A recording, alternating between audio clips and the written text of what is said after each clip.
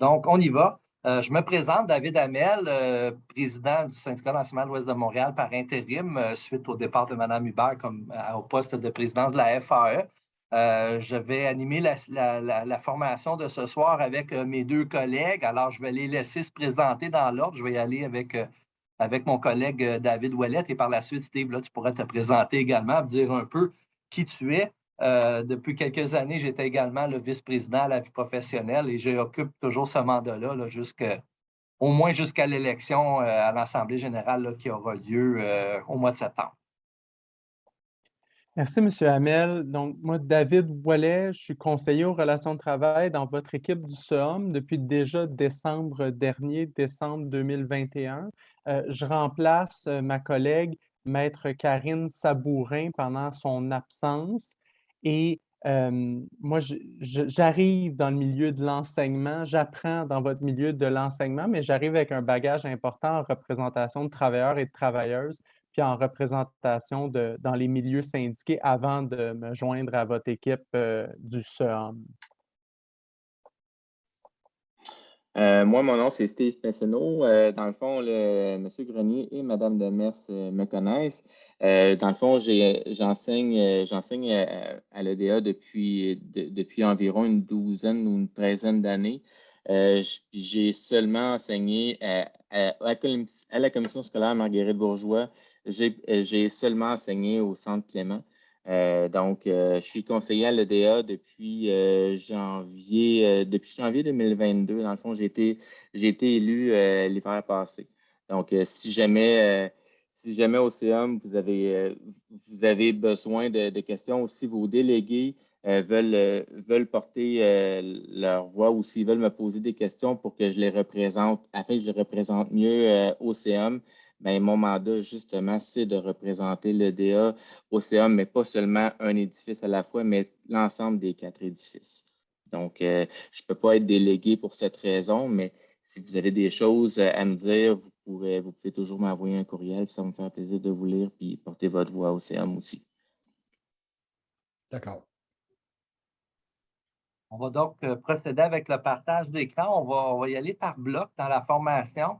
Et après chaque bloc, là, si vous avez des questions, tout simplement, levez la main. Là, il y a un onglet là, qui permet de lever une petite main là, si vous avez des questions. Donc, n'hésitez pas.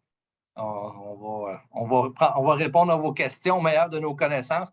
Si jamais il y a une question sur laquelle on n'est pas certain, on va en prendre note.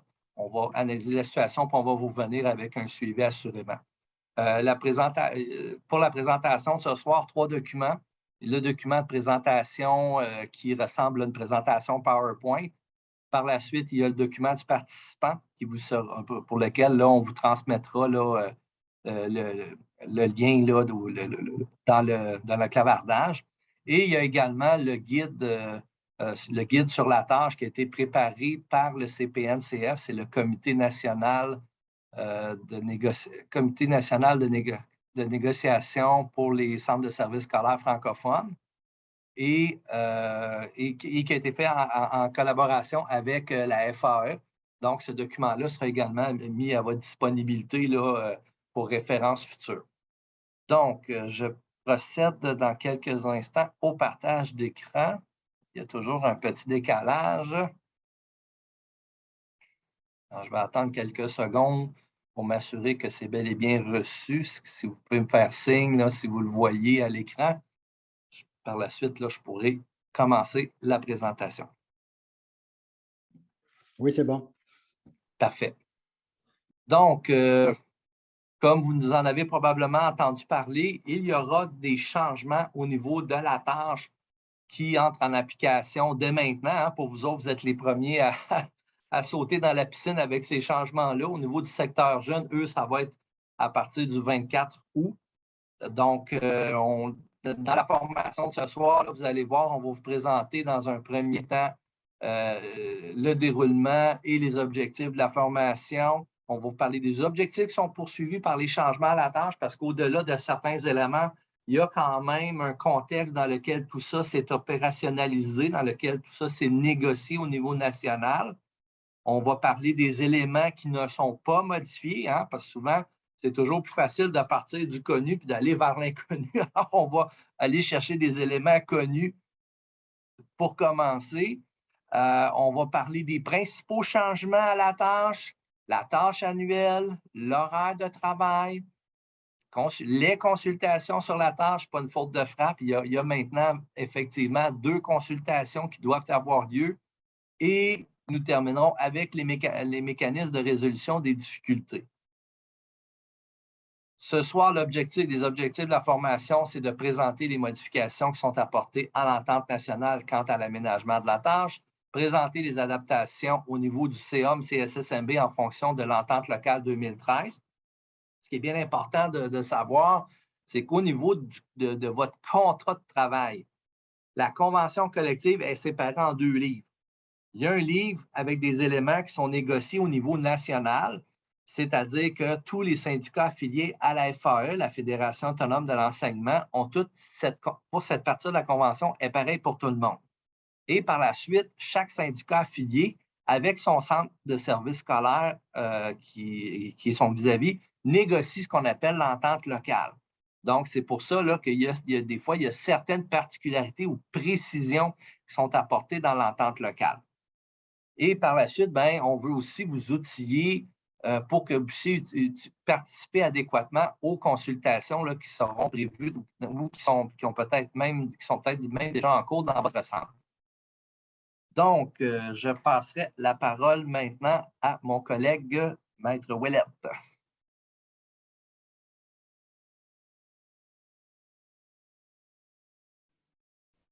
Oui, merci, M. Hamel. Désolé, je voulais ouvrir mon micro pour que vous permette de pouvoir m'entendre.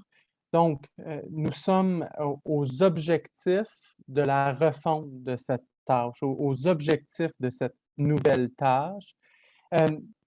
On a des pistes sur les raisons qui ont apporté cette nouvelle tâche-là, la refonte, à l'annexe 57 de la nouvelle entente nationale, celle à laquelle M. Hamel faisait référence plus tôt.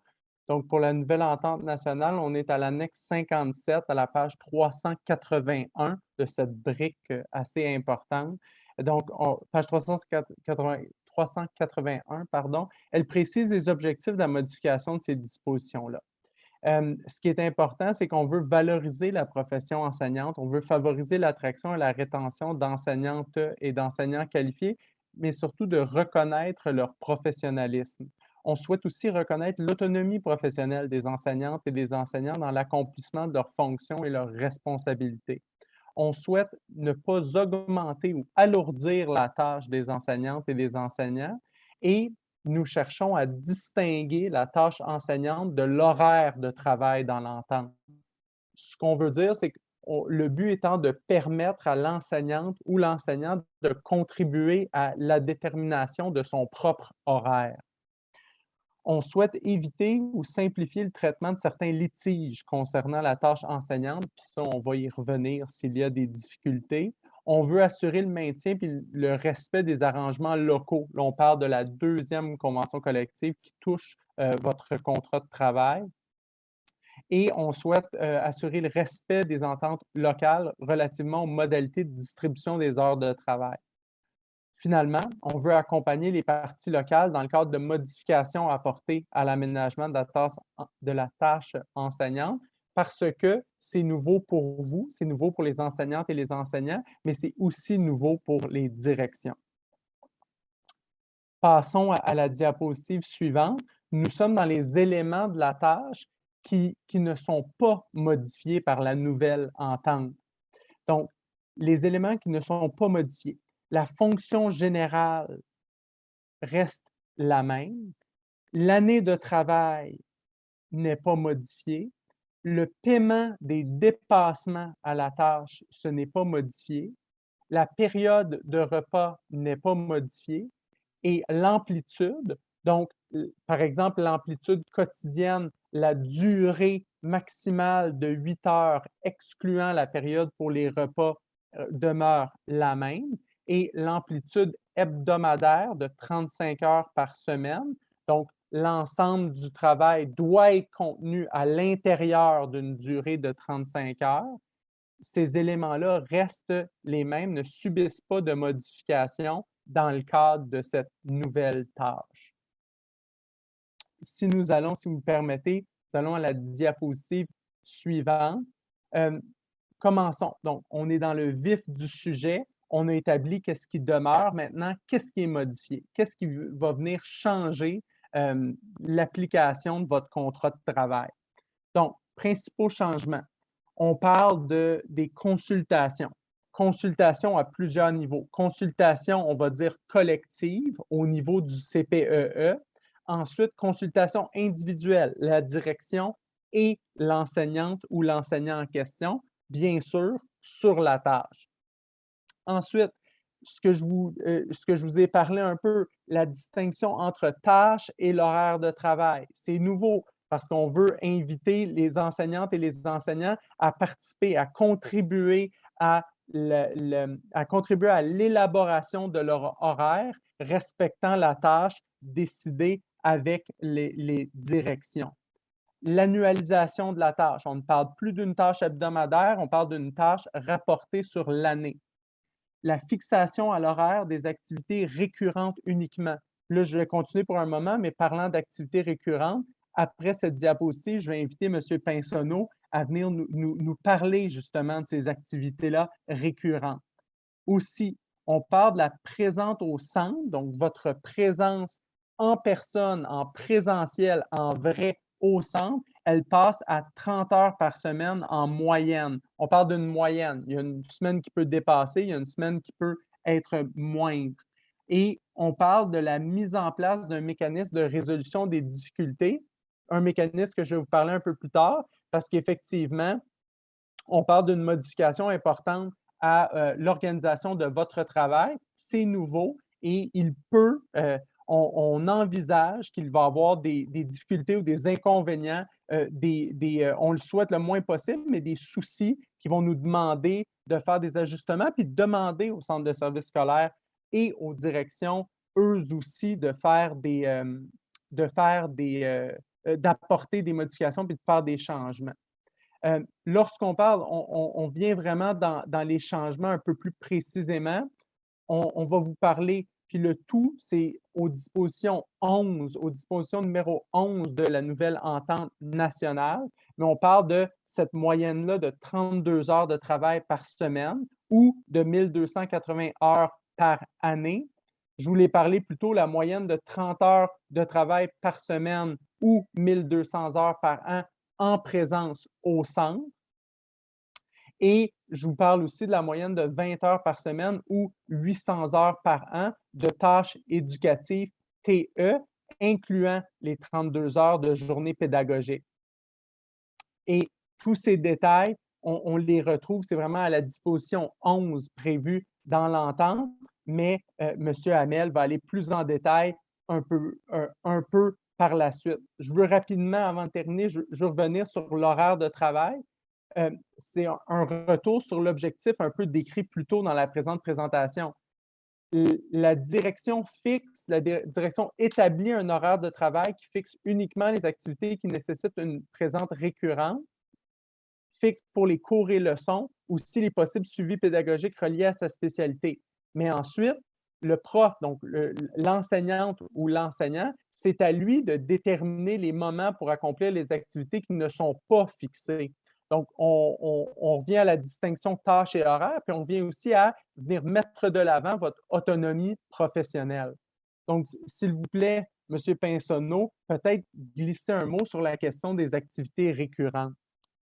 Oui, mais dans le fond, puis je vais aussi juste en même temps profiter juste pour donner un exemple concret pour l'annualisation de la tâche. Là, c'est ça, il y a un gros changement de paradigme. On ne parle plus du 32 heures par semaine. En moyenne, ça va être ça, là, oui, là, mais dans le fond, le 32 heures par semaine peut être mobile. Fait que ça se pourrait qu'une semaine, je fasse 30 heures de travail, puis qu'une autre semaine, je fasse un 34 heures pour rattraper les 2 heures que je n'avais pas faites la semaine précédente. Ça, c'est maintenant possible. Il y a aussi pour ce qui est des activités récurrentes, les activités en fait, je vais y aller plutôt par le contraire, les activités non récurrentes. Les activités non récurrentes, là, on parle du TNP, notre 7 heures qu'on a par semaine, c'est 7 ou c'est 5. Mais dans le fond, il y a le TC qui est fait, qui était avant fixé par la direction. Puis il y a le TNP qu'on peut choisir notre temps. Non, si je me rappelle bien, c'était 5 heures. Fait qu'on a 5 heures qu'on peut mettre où ce qu'on veut dans l'horaire. Ce 5 heures-là n'est pas une tâche récurrente parce qu'on peut décider une semaine, je vais le faire le mardi à 4 heures, l'autre semaine, je vais le faire le mercredi entre 1 heure et 2 heures parce que je n'ai pas de cours. Ça, c'est des tâches récurrentes. C'est des tâches qu'on ne peut pas prévoir qu'à chaque semaine vont arriver toujours en même temps. Par exemple, un cas un petit peu litigieux, ça pourrait être la récupération. Depuis la dernière entente, pas celle-ci, mais l'autre d'avant, il y a le suivi selon la spécialité qui est reconnu dans l'entente nationale. Le suivi selon la spécialité, en gros, c'est reconnu comme la récupération. Fait que si on parle de récupération, une direction pourrait dire, ben, moi, je considère ça comme une tâche récurrente parce que dans l'horaire, ça fait en sorte que c'est plus facile au niveau administratif et tout pour que tous les horaires fonctionnent de tout le monde. Mais la direction ne pourrait pas nous dire, ben, moi, je veux que tu fasses ta récupération le mercredi à 2 heures sans aucune raison. Parce que sinon, ça serait une tâche qui serait considérée comme non récurrente parce que moi, je pourrais faire valoir à ma direction, oui, mais c'est pas vrai que je vais nécessairement avoir de la récupération à faire à tous les mercredis à la même heure. Donc, pour moi, ça peut ne pas être une tâche récurrente. Dans le cas où une direction dit que c'est une tâche récurrente, ce qu'il faut avoir à l'idée, c'est que la direction doit être capable de justifier pourquoi elle le considère comme une tâche récurrente. Et ça va faire en partie, c'est en partie une des choses qu'on va voir plus tard pour les consultations au CPE, puis aussi au niveau individuel. Parce ce qu'il faut savoir, c'est que tout ça, les tâches récurrentes et non récurrentes, on peut en parler au CPE justement pour que le CPE puisse faire une recommandation à la direction, à savoir quand est-ce qu'on considère une tâche récurrente ou qu'elle ne l'est pas ou quelles tâches on pourrait considérer comme des tâches récurrentes. C'est vraiment une consultation entre les enseignants et la direction. C'est pas coulé dans le béton qu'est-ce qui est quoi. Mais si on fait référence à l'ancienne tâche, qu'est-ce qui était dans le TC, on pourrait à la limite le considérer comme une tâche récurrente, mais encore là, c'est touché. Mais qu'est-ce qui était TNP? Définitivement, ce n'est pas une tâche récurrente, ça c'est certain. Comme par exemple, pour la correction d'examen, c'est clairement pas une tâche récurrente parce que c'est pas vrai que je vais faire mes corrections d'examen au même moment à chaque semaine. Ça va dépendre de c'est quand je vais avoir des examens. Mais par contre, le temps d'enseignement, lui, est une tâche récurrente parce que mon horaire, a priori, ne devrait pas changer durant l'année. Je devrais donner mes cours à chacune des périodes. Donc, ces périodes-là, vu que c'est prévisible, c'est nécessairement une tâche récurrente.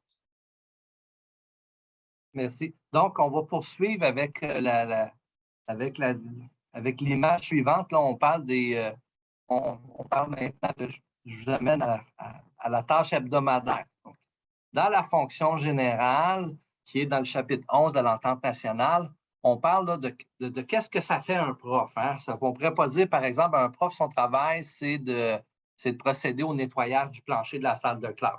C'est là qu'à un moment donné, on détermine les limites de ce qui peut être fait dans le cadre de notre travail. Donc, dans la fonction générale, il est question surtout de la présentation de cours et leçons. Hein, c'est le gros, c'est le bloc là, qui prend le plus de temps dans une semaine. Les suivis pédagogiques, le Steve en a fait un bout tout à l'heure là, avec la récupération, hein, qui peut être récurrente ou pas, tout dépendamment du contexte dans lequel la récupération s'organise. Les journées pédagogiques, les banques d'heures pour les journées pédagogiques. À ce niveau-là, il y a plus de journées pédagogiques, là, il y a plus de temps reconnu pour des journées pédagogiques qu'il y en avait avec à l'entente nationale précédente. Et on avait quelque chose au local. Par contre, on n'allait pas aussi loin, ce n'était pas reconnu dans la tâche éducative, mais on va y revenir un petit peu plus loin. Même chose pour ce qui est des libérations. Des fois, les libérations comme chef de groupe, par exemple, comme responsable d'école, mais ça, au niveau de l'EDA, je ne pense pas que c'est quelque chose qui existe à Marguerite Bourgeois. Au niveau de la tâche complémentaire, là, vous avez remarqué tout à l'heure, là, j'ai parlé de fonction générale, mais je n'ai pas parlé de tâches éducatives en tant que telles. Parce qu'à l'éducation des adultes, c'est une particularité par rapport à la formation professionnelle ou au secteur jeune. Il n'y a pas de tâches éducatives comme telles. Ça n'existe pas, ce texte-là. Mais il est question de fonction générale, puis grosso modo, c'est des éléments de la fonction générale où on va être, quand je passe de la présentation de cours et leçons et des suivis pédagogiques, ces deux éléments-là, là, on parle d'éléments où on est en présence élève. On parle du 800 heures. La tâche complémentaire. Qu'est-ce qu'on fait pendant une tâche complémentaire? Préparation de cours et leçons, correction d'examens, préparer des examens, participer à des rencontres en lien avec le travail, que ce soit des rencontres de département, etc. Et là aussi, on a journée pédagogique. Mais je ne vous expliquerai pas tout de suite pourquoi c'est dans deux cases. Je vais vous l'expliquer un petit peu plus loin. Et il y avait jusqu'à maintenant le travail de nature personnelle qu'on appelle le TNP. 2022-2023, on brasse un petit peu la soupe. Ça, c'est ce qui s'en vient à partir d'aujourd'hui pour les profs de l'éducation des adultes. Présentation, cours et leçons, ça ne change pas. Suivi pédagogique, ça ne change pas. Banque d'heures de journée pédagogique, je vais apporter des précisions un peu plus loin. Puis libération, ça ne change pas non plus. Mais on n'a plus de bloc de TNP ou de TC. On a tout simplement un bloc qu'on va appeler ATP, les autres tâches professionnelles, qui va, dans le fond, regrouper ce qu'il y avait dans la TC et dans le TNP. Qu'est-ce qu'on fait là-dedans? Bien, il y a tout ce qui va être en lien avec la participation au comité. Si vous êtes membre du CPE, par exemple, membre de l'ILP, l'instance locale de perfectionnement, et ce temps-là est reconnu dans votre tâche et il faut le comptabiliser. À la rigueur, même, essayer de voir là, si on peut anticiper en début d'année, avoir une idée du nombre d'heures qu'on consacrera dans l'année scolaire pour ce qui est des comités. L'insertion professionnelle, c'est une nouveauté dans l'entente nationale. Pour les profs qui sont en insertion professionnelle, qui est maintenant obligatoire pour les 2 premières années en enseignement, il y a du temps de reconnu dans les ATP pour pouvoir permettre aux profs de se consacrer à son insertion professionnelle, faire les liens avec son enseignant-mentor, etc., etc. Il y a également le temps reconnu pour les journées pédagogiques. Donc, là aussi, on voit qu'il y a une banque d'heures pour les journées pédagogiques et il y a des journées pédagogiques. On va apporter un petit peu plus de précision plus loin sur cet élément-là pour voir qu'est-ce qui tombe dans quelle catégorie. Il y a les autres activités professionnelles. Est-ce que ça peut être de participer, d'être membre d'un comité qui organiserait une activité d'intégration pour des élèves en début d'année scolaire à l'EDA? Ça pourrait être ça dans votre centre. Ça peut être du travail personnel. Bon, un autre élément maintenant, travail personnel déterminé par l'enseignante ou l'enseignant. Donc, avant, on parlait de TNP. Là, on va parler de TP. Donc, il y a une petite différence dans l'acronyme, là. Donc, ça change un peu, mais c'est sensiblement la même chose.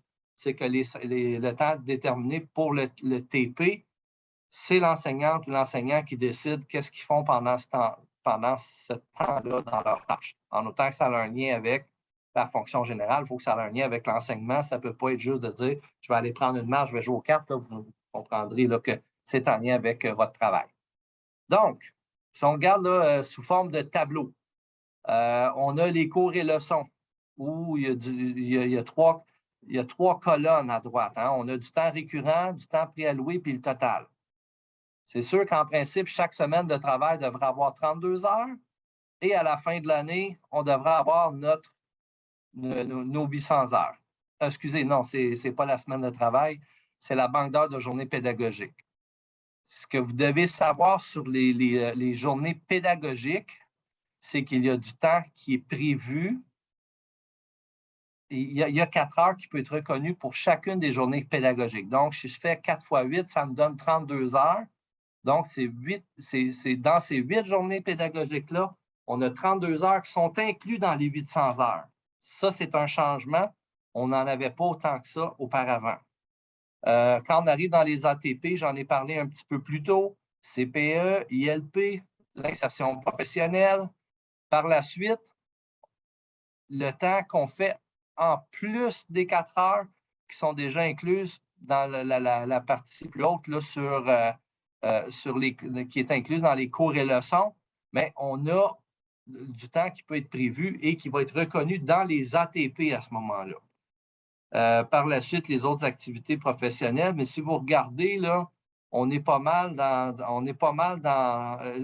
on l'a mis grisé parce qu'en principe, c'est pas quelque chose que vous devriez pouvoir prévoir à chaque semaine. Là. Même le CPE, je ne pense pas que le CPE de votre centre va se rencontrer systématiquement à chaque semaine. Et on a également 5 heures par semaine pour le TP, fois 40 semaines, parce que peu importe si on a des journées pédagogiques ou pas pendant cette semaine-là, le TNP devrait être fait, le TP, excusez, devrait quand même avoir lieu. Alors, Steve, si tu veux ajouter, là, vas-y. Oui, puis dans le fond, pour le 32 heures, ça peut être un petit peu nébuleux là, pour la plupart du monde, mais dans le fond, c'est ça qui fait en sorte qu'on a un certain nombre de jours pédagogiques. Avant la nouvelle entente, on avait 6 jours pédagogiques, puis là, en fait, on en avait 8, mais il fallait qu'on remette les 8 heures d'enseignement dans l'année. Vu que maintenant, on a 32 heures, puis qu'il y a 4 heures qui est prévu par journée pédagogique, ça fait en sorte que maintenant, on a 8 journées pédagogiques dans l'année et on n'a pas besoin de remettre de temps d'enseignement parce que justement, le temps d'enseignement, ça faisait partie des 32 heures qu'on voit à l'écran. Maintenant, on n'a plus besoin de remettre le 8 heures bénévolement comme on avait à le faire les autres années. Donc, si ça peut vous éclairer un petit peu pour c'est quoi ça, le point C, là, la banque d'heures de journée pédagogique, c'était ça. On va poursuivre avec l'horaire de travail maintenant. Les heures de travail peuvent varier d'une semaine à l'autre. Ça, c'est quelque chose qui n'était pas permis auparavant. Au niveau de la partie patronale, c'est quelque chose qu'ils nous demandaient parce qu'ils disent oui, mais des fois, si on organise certaines activités, bien, on veut pouvoir permettre de temps en temps de pouvoir dépasser la semaine de 32 heures, mais dans d'autres cas, de pouvoir faire en sorte que la semaine, elle va être plus courte pour compenser la semaine où on en a eu plus que le 32 heures. Donc, l'idée, ce n'est pas de créer un alourdissement de la tâche, c'est juste de permettre un petit peu plus de souplesse dans ce qui va se faire. J'aurais tendance à vous dire qu'à l'éducation des adultes, c'est quelque chose qui va peut-être moins affecter les profs du secteur directement que si je compare avec le secteur des jeunes, par exemple. Au secteur des jeunes, là, je pense, par exemple, à une école primaire ou une école secondaire. Bien, par exemple, au primaire, si on a un prof d'art dramatique qui organise un spectacle de Noël ou il fait une présentation, bien, ça se peut qu'il dépasse le 32 heures certaines semaines, mais en janvier, le spectacle a eu lieu, bien, probablement que là, il va faire moins de 32 heures pour pouvoir rééquilibrer le tout parce que la moyenne de 32 heures continue de s'appliquer. Un changement, une moyenne de 30 heures au centre, ça, c'est un changement parce que tout ce qui est, quand on parle des heures de travail et surtout anciennement du TNP maintenant, le TP, souvent le TNP, c'était non, vos 5 heures, vous devez les faire au centre, puis on veut savoir quand vous allez les faire, puis c'était pas mal, c'était pas très, c'était assez immuable. Hein? La convention donne la possibilité de demander de faire sur un autre lieu de travail qu'à l'école, mais quand on le demandait concrètement à Marguerite Bourgeois, c'était habituellement pas accordé. Donc, ça, on a un certain gain de ce côté-là où on a 2 heures par semaine en moyenne qu'on peut faire au lieu et au moment de notre choix. Ça aussi, je veux le spécifier parce que ces 2 heures-là n'ont pas entré dans l'amplitude quotidienne. Hein, on parlait de 8 heures par jour excluant les repas maximum ou de l'amplitude hebdomadaire de 35 heures. Parce que si vous faites un calcul rapide, là, 8 fois 5, ça fait 40 heures et non 35. Donc, si on donne 8 heures à certaines journées, bien, il faudra en enlever à certaines autres journées à un moment donné. Mais ça, tout ça pour dire que les 2 dernières heures n'ont pas à faire partie de l'amplitude parce que je donne un cas d'espèce. Admettons que j'enseigne à l'édifice Clément, au CEAL, et que j'habite admettons, j'habite à Terrebonne. Bien, le temps que je quitte le centre, que je prenne la route, que je me tape le trafic, que je me rende jusqu'à la maison, bien, ça se peut que je ne sois plus dans mon amplitude. Mais si je veux, à ce moment-là, bien, je peux faire ma correction, ma planification après le souper. J'ai la latitude nécessaire pour pouvoir le faire. bon, comme on en parlait un peu plus tôt, seules les activités qui nécessitent une présence à un moment précis et récurrent sont fixées à l'horaire. Hein, nécessite, ça, on revient sur ce mot-là, de dire, ben, je veux que tout le monde fonctionne de la même façon, puis tout le monde doit être là tout le temps à telle heure pour la récupération. Pour moi, ça ne constitue pas un motif suffisant. Mais si on dit, écoutez, on a un local de sciences, puis on a 3 profs de sciences, puis on veut s'assurer que les 3 ne soient pas en même temps dans le local parce que ça ne rentrera pas ou parce qu'il y a une limitation sur le plan logistique, là, on n'est pas à la même place. On peut décider de vouloir le fixer ou de mettre de certains paramètres de la part de la direction. Je poursuis. Horaire de travail 2022-2023. Ça pourrait ressembler un petit peu à ça. Là. On a des blocs de cours, on a cours suivi pédagogique. Donc, naturellement, là, si vous remarquez là, avec l'amplitude, c'est un peu le ticket modérateur pour faire en sorte que la direction ne pourrait pas vous assigner à faire des cours, à commencer des cours à 8h30 le matin puis de finir à 21h le soir. Ça, c'est ça que l'amplitude va pouvoir permettre de baliser. Là, naturellement, le discours que j'ai là est pour le personnel régulier. C'est sûr que quelqu'un qui est à statut précaire, qui n'a pas une tâche de 800 heures, peut demander de faire respecter l'amplitude, ça c'est certain. Mais on pourrait comprendre qu'un prof qui n'a pas ses 800 heures, s'il se fait offrir une possibilité de dépasser l'amplitude pour arriver à ses 800 heures, on peut comprendre là, que le prof veut accepter de façon volontaire de le faire. On peut juste vous dire, là, ce n'est pas ce que prévoit le contrat de travail. Alors voilà pour ça. Ce qui nous mènerait à une autre à la période de questions. Donc, je vais arrêter là parce que par la suite, là, j'empiète sur la partie de mon collègue David. Alors, est-ce qu'il y en a qui ont des questions?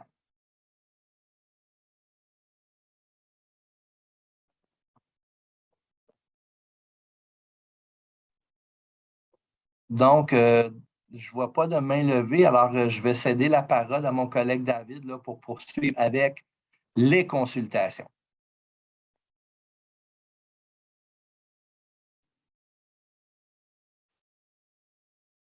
Donc, si vous le permettez, M. Hamel, on va faire un effort collaboratif sur la question de la consultation. Consultation, 2 niveaux, comme on l'a vu un peu plus tôt. Il y a le niveau de la consultation collective que via le CPEE ou si le centre n'a pas formé de CPEE via l'Assemblée générale. Donc, l'ensemble des enseignants et des enseignantes via le CPEE ou l'Assemblée générale est appelé à participer à la discussion, participer à l'élaboration, faire valoir ses positions sur l'élaboration de certains éléments de la tâche pour l'ensemble des enseignantes et des enseignants du centre. Par exemple, le suivi pédagogique, par exemple, les autres activités professionnelles et le temps nécessaire pour chacune sur une base annuelle. Là où nous arrivons avec prendre le temps de faire une véritable consultation, c'est parce que les règles du CPEE permettent de court-circuiter certains délais dans une situation d'urgence. Le CEOM, on a une position ferme. L'arrivée de cette nouvelle tâche n'est pas une situation d'urgence telle que prévue dans le mécanisme permettant de court-circuiter les délais de consultation au CPEE. L'arrivée de la nouvelle tâche, c'est quelque chose dont c'est un processus commencé depuis longtemps. C'est un processus qui est à venir et on va continuer de le parfaire, mais ce n'est pas une situation d'urgence. Il n'y a pas feu. C'est une situation où on vous invite très fortement à prendre vraiment le temps nécessaire dans le but de vraiment sonder les enseignantes et enseignants, puis de véritablement faire signe aux directions sur les éléments importants pour l'ensemble des enseignants-enseignantes dans l'élaboration de la tâche au niveau collectif, donc touchant l'ensemble des enseignants et enseignantes du centre.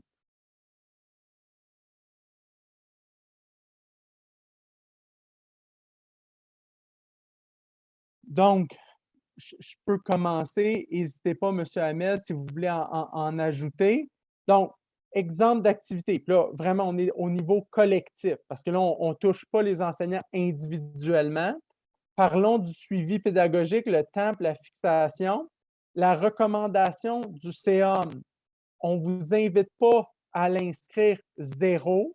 Il va nécessairement, pourquoi pas 0 heure de suivi pédagogique? C'est que vous le savez d'avance, on est déjà en mesure de savoir qu'il va en avoir.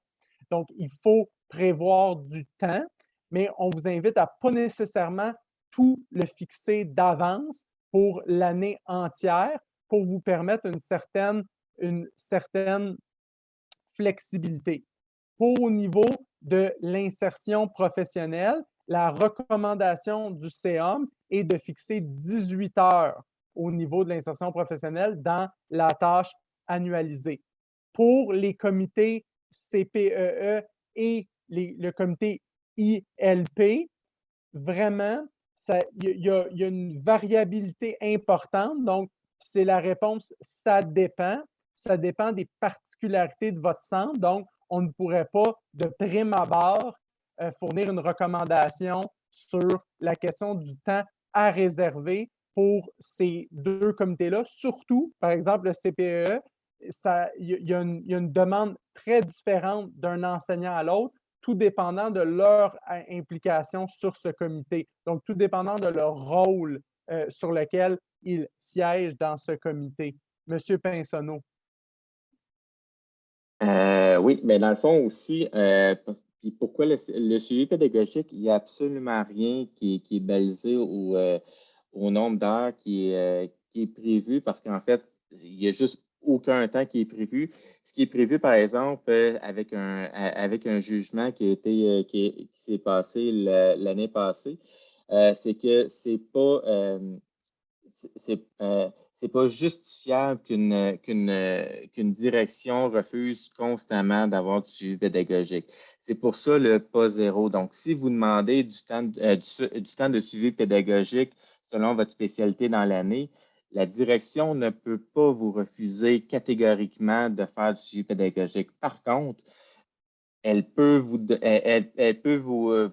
imposer un certain, pas vous imposer, mais elle peut vous fixer un nombre d'heures maximal sans le dépasser, mais c'est vraiment une question de consultation. C'est pour ça qu'on vous conseille fortement de passer par le CPE, justement pour avoir un temps moyen, disons, par enseignant. Puis après ça, vous pourrez passer aussi à la consultation individuelle si vous avez besoin de plus de temps ou de moins de temps pour vous arranger avec votre direction.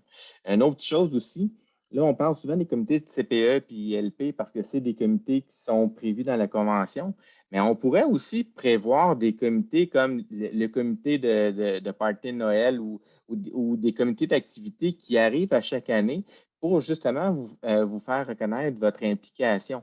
Si, admettons, on se dit, ben, j'ai fait un party Noël avec des élèves l'année passée, puis j'ai mis une quinzaine d'heures là-dessus avec le petit comité local qu'on s'est fait pour ça.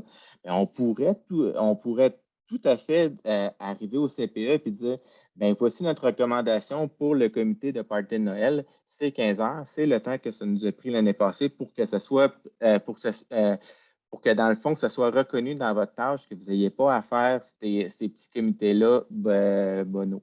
Dans le fond, il y a ça aussi qui pourrait arriver. C'est un autre exemple d'activité qu'on n'a pas mentionné. Merci beaucoup, M. Pinsonneau. M. Hamel, je vous passerai la parole si vous avez quelque chose à ajouter avant qu'on passe sur au niveau individuel pour chacun des enseignantes et des enseignants, chacune, pardon. Oui. Est-ce que tu voulais que je reprenne pour la consultation individuelle ou c'est toi qui tu veux procéder? Moi, ça ne me dérange pas. Vous êtes le meneur, M. Hamel. Allez-y. C'est bon. Donc, je vais apporter une petite précision supplémentaire. Hein, quand on regarde, on parle d'exemple d'activité. Une raison pourquoi on a inscrit explicitement des comités CPE-ILP, c'est parce que ça, c'est explicitement prévu dans la convention collective qu'il doit y avoir compensation. Donc, je dirais que cet élément-là est plus explicite, mais de façon globale, la recommandation est toujours d'essayer de faire en sorte que le travail qui est réellement fait soit réellement reconnu. Donc, dans cette perspective-là, ce que mon collègue Steve mentionnait est tout à propos. Hein, si on prépare une fête de Noël, par exemple, de faire reconnaître ce temps-là dans votre tâche. Donc, on va poursuivre avec la consultation individuelle. La consultation collective devra avoir lieu avant. Concrètement, là, je vais faire un petit bout très concrètement pour cette année. On est un peu dans une année d'exception. Il est possible que cette consultation-là n'ait pas pu se faire dans votre centre parce que lorsque le guide sur la tâche est sorti, bien possible que plusieurs d'entre vous avaient terminé leur année de travail et avaient déjà quitté pour les vacances. Possible aussi que vous n'ayez pas assez de gens en place pour former le CPE et pouvoir procéder à cette consultation collective-là dès maintenant. Dans ce cas-ci, ce qu'on vous recommande, c'est de vous assurer avec la direction qu'on n'a pas une assignation d'un plus grand nombre d'activités que nécessaire ou d'éléments de la tâche là, à fixer à l'horaire. Pratico-pratique, ce qui semble être appliqué dans les centres, c'est qu'habituellement, pendant la période estivale, on va s'assurer qu'il y a un horaire de prévu pour ce qui est de l'enseignement, pour ce qui est des cours et leçons. Alors, si c'est le cas, ça va. Mais par la suite, suivi pédagogique, tout ça, si la direction veut vous assigner à compléter cette tâche-là avant que la consultation collective peut avoir lieu, n'hésitez pas à contacter le CEOM. Là, on va vous appuyer là, dans vos démarches par rapport à ça. Consultation collective est faite. On arrive à la consultation individuelle. Donc, cette consultation-là doit se faire avant l'élaboration de la tâche. Hein. Donc, ça ici, le mot élaboration est très important.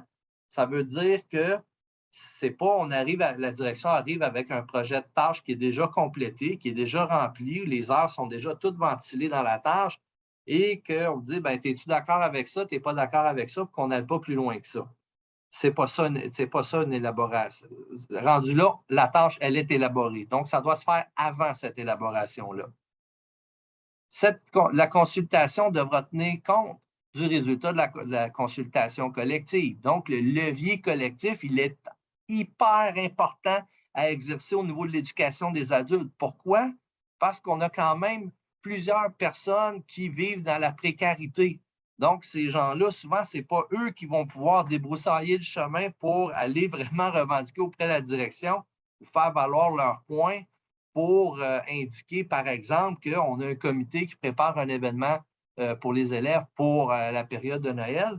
Bien, souvent, ce n'est pas les gens qui viennent d'arriver en dernier qui vont faire, c'est les gens qui sont là dans la place, c'est nos réguliers ou c'est des contractuels qui sont là depuis plus longtemps. Donc, il faut que ces gens-là fassent ce travail-là de débroussaillage en amont. Également, besoins particuliers des élèves, on en parle de plus en plus. La notion d'EBP à l'éducation des adultes. On a souvent, concrètement, à l'éducation des adultes, on va avoir des élèves qui sont EBP ou des élèves ce qu'on appelle là, dans le jargon du secteur jeune, des élèves à risque. Parce que souvent, l'élève qui a fait un processus qui est plus, en guillemets, standard au niveau du secteur jeune, bien, il va avoir fait son secondaire 1 à 5, il va avoir gradué avec un DES, puis par la suite, il s'en va soit vers le DEP ou vers le DEC, etc., etc. Donc, en partant, il y a une plus grande proportion des élèves qui peuvent avoir besoin davantage de soutien et on doit en tenir compte lorsqu'on élabore la tâche individuelle de chaque prof. Et finalement, on doit prendre en considération les préférences du prof. Ça aussi, on ne peut pas l'évacuer puis d'imposer mur à mur. Si Steve n'est pas très planification fête de Noël, bien Steve a le droit de dire qu'il n'est pas très planification fête de Noël. Par contre, il va peut-être dire, ben moi, si on organise un tournoi de ping-pong, mais ça, je suis plus ping-pong, ça m'intéresse, puis je veux m'impliquer là-dedans. Donc, c'est là qu'on doit en tenir compte dans l'élaboration, lors de la consultation individuelle.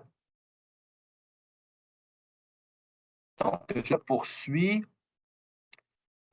Aucune tâche ne peut être assignée avant que les 2 étapes de la consultation soient effectuées. Comme je vous le disais tout à l'heure, cette année, on s'entend, les cours et leçons sont probablement assignés depuis ce matin, et ça, ce n'est pas quelque chose que nous remettons en cause pour cette année. En prévision de l'année prochaine, ça sera très important, lorsque vous arrivez vers le mois de mars-avril, de faire la consultation collective pour faire en sorte que lorsque les profs reviennent de vacances au début juillet, qu'on puisse procéder immédiatement avec la consultation individuelle, ou même si on est encore plus prévoyant, de faire la consultation individuelle au mois d'avril avant que les profs quittent pour les vacances pour être prêts à partir lorsqu'on commence l'année scolaire au début du mois de juillet. Et finalement, la tâche annuelle doit être confiée par la direction au plus tard le 15 octobre. Ça, je vous dirais que c'est un arrimage avec le secteur jeune, parce qu'au secteur jeune, il commence leur année de travail le 24 août ou dans ces environs-là. Puis, ce qui est plus compliqué, je vous dirais, pour l'éducation des adultes et la formation professionnelle, c'est que le calendrier pour un prof qui a une tâche à temps plein, un 800 heures, bien, elle peut aussi bien commencer au début juillet, puis elle peut commencer presque jusqu'à la fin du mois d'août. Donc, ça serait difficile de mettre une règle qui est uniforme pour tout le monde, de dire on doit signer la tâche avant telle date, parce qu'on doit quand même donner le temps à l'année scolaire de démarrer, puis de permettre à tout le monde d'être arrivé au travail, puis de pouvoir terminer les étapes de consultation et surtout l'élaboration des horaires. Donc, n'ayant pas de main levée, je vais repasser la parole à mon collègue David qui va poursuivre avec les mécanismes. Merci beaucoup, M. Hamel. Effectivement, pour peut-être un petit ajout sur la fin de l'étape de la consultation. Vous le savez, la date là, du 15 octobre, elle n'est pas nouvelle. C'est les préceptes de la consultation qui la précèdent. Donc ça, à ce niveau-là, ce n'est pas du nouveau. Maintenant, question mécanisme de résolution des difficultés. J'en avais fait une courte référence plus tôt. En fait, vous le savez, c'est nouveau pour vous, c'est nouveau pour les équipes de direction. Il va y avoir, dans les faits, une adaptation qui va être nécessaire pour vraiment bien arrimer le tout dans les faits, sur le terrain, dans vos milieux de travail, dans vos milieux d'enseignement. Donc, mécanisme de résolution de difficultés, c'est tout au long de l'année, à toute étape de cette question-là importante de votre tâche. Donc, tout au long de l'année, s'il y a une difficulté qui survient, on vous demande de bien vouloir faire un exposé écrit. C'est prévu qu'il doit être transmis au syndicat. Donc, transmis au syndicat à la personne répondante pour votre secteur d'enseignement, donc à la personne répondante au CEOM, Mme Stéphanie Beauchamp. Et l'exposé écrit d'une difficulté vécue doit aussi être transmis au coordonnateur des ressources, des ressources humaines, mais au coordonnateur aux relations de travail au centre de service Marguerite Bourgeois, désigné responsable de votre centre, ou si vous ne savez pas à qui l'adresser, sans souci, vous pouvez simplement le transmettre à n'importe lequel des coordonnateurs aux relations de travail au centre de service Marguerite Bourgeois, et ils se sont engagés à le réacheminer entre eux pour que cet exposé-là arrive au coordonnateur responsable de votre centre. Le mécanisme de résolution des difficultés concernant la tâche et son aménagement, il a été mis en place pour assurer une application le plus harmonieuse possible des dispositions dans le but de prévenir des difficultés de mise en œuvre et finalement pour les résoudre. Le comité, donc les rencontres du comité après l'étape de l'exposé écrit, on parle d'un maximum de 2 représentantes ou représentants du centre de service scolaire et 2 représentants ou représentantes du CEOM.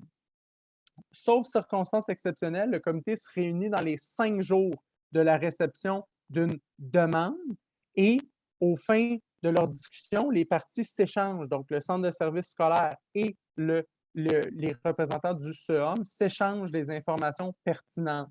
Vous le voyez à l'écran, le mandat du comité, c'est d'analyser la situation soumise, de demander, s'il estime nécessaire, des informations complémentaires et ensuite, c'est la possibilité de faire des recommandations. Donc, le comité fasse une recommandation au centre de services scolaires en vue de résoudre les difficultés ou la difficulté.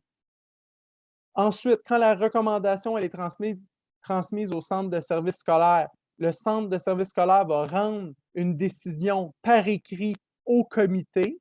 On va en informer la direction, mais aussi on va informer l'enseignante ou l'enseignant concerné de cette décision. Il existe, le mécanisme a prévu, après le mécanisme local dont je viens juste de vous faire part, ils ont prévu la possibilité de référer la demande au Comité national de concertation, le CNC.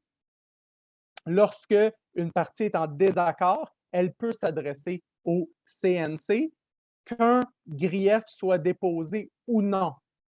On parle de grief, la possibilité de déposer un grief. Le présent article, donc la question du mécanisme de résolution, n'empêche pas le dépôt d'un grief. Cependant, un tel grief ne peut pas être fixé à l'arbitrage que si le mécanisme de prévention a été utilisé, sauf si les parties, le CEOM et le centre de services scolaires, en convient autrement. Sinon, si la situation a été référée au CNC conformément au mécanisme décrit plus tôt, à ce moment-là, le dépôt d'un grief est possible. Mais ce que je veux vraiment revenir, c'est que je vous invite, n'hésitez pas à faire appel à la personne répondante de votre secteur d'enseignement, Madame Stéphanie Beauchamp, en cas de n'importe quelle difficulté.